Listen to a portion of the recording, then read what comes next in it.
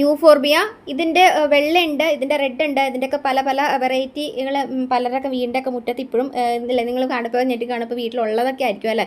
അപ്പം ഇതിൻ്റെ അകത്ത് നിങ്ങൾക്കൊക്കെ എല്ലാവർക്കും അറിയാം, ഇതിൻ്റെ ഇല അടുത്തുമ്പം ഒരു ചെറിയൊരു ചെനയുണ്ട്. അപ്പോൾ ഈ ഒരു ചെന നമ്മൾ കുട്ടികളൊക്കെ കളിക്കുന്ന ടൈമിലൊക്കെ ആണെങ്കിൽ അവർ ബോളൊക്കെ തട്ടി ഇതിൻ്റെയൊക്കെ ഇടയിലൊക്കെ കിട്ടിയിട്ട് പിള്ളേർ കളിക്കാൻ ചെല്ലുന്ന ടൈമിലൊക്കെ ആണെങ്കിൽ ഇതിൻ്റെ ഇല അറിയാതെ അടന്നു പോവും. ഇതിൻ്റെ ഒരു ചെന പോലുള്ളത് നമ്മൾ അറിയാതെ കുട്ടികളത് ബോളൊക്കെ എടുക്കുമ്പോൾ അവരുടെ കയ്യിലാവുകയും അതുപോലെ ആ ഒരു കൈ വെച്ചിട്ട് അറിയാതെ അവർ കണ്ണ് തിരുമുകയും ചെയ്തിട്ടുണ്ടെങ്കിൽ കണ്ണിൻ്റെ കാഴ്ച ഒരിക്കലും തിരിച്ച് കിട്ടാത്ത രീതിയിൽ തന്നെ കണ്ണിൻ്റെ കാഴ്ച നഷ്ടപ്പെടും കേട്ടോ. അതുകൊണ്ട് തന്നെ ഇതറിയാതെ തന്നെ നമ്മളാണെങ്കിലും ഇത് പരിപാലിക്കുന്ന സമയത്ത് ഇത് വെട്ടുന്ന എന്നൊക്കെ ടൈമിലൊക്കെ ആണെങ്കിലും ഇതിൻ്റെ ചെന നമ്മുടെ കയ്യിലായിട്ടുണ്ടെങ്കിൽ കൈ നന്നായിട്ട് വൃത്തിയായിട്ട് കഴുകുക. കാരണം ഇതിൻ്റെ ഒരു ചെനയ്ക്ക് ഭയങ്കര ഒരു പശപ്പുള്ള ഒരു ഒട്ടിപ്പിടിക്കുന്ന ഒരു പശയാണ്. പിന്നെ പണ്ട് നേരത്തെ പല ആളുകളും പറഞ്ഞേക്കാം ഇത് വീടുകളിൽ വളർത്തിയിട്ടുണ്ടെങ്കിൽ ക്യാൻസർ ഒക്കെ ഉണ്ടാവുന്നു. അത് പറയാൻ കാരണം വേറെ ഒന്നുമല്ല, ഇതിൻ്റെ അകത്തൊരു കെമിക്കൽ അടങ്ങിയിട്ടുണ്ട്.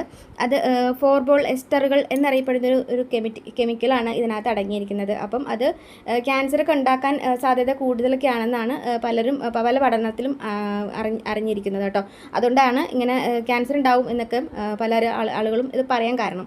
പിന്നെ അതിലുപരി ഇത് നമ്മൾ കയ്യിലൊക്കെ ആയിട്ടുണ്ടെങ്കിൽ അറിയാതെ പോലും ആ കൈ കണ്ണിൽ തുടയ്ക്കാൻ ചാൻസ് ഉണ്ടെങ്കിൽ ആ കണ്ണിൻ്റെ കാഴ്ച പോകാനായിട്ട് കാഴ്ച മങ്ങാനൊക്കെ ആയിട്ട് ചാൻസ് ഉണ്ട്. അപ്പോൾ അതുകൊണ്ട് തന്നെ ഇത്തരം ചെടികളൊക്കെ ഉള്ളവർ ശ്രദ്ധിക്കുക.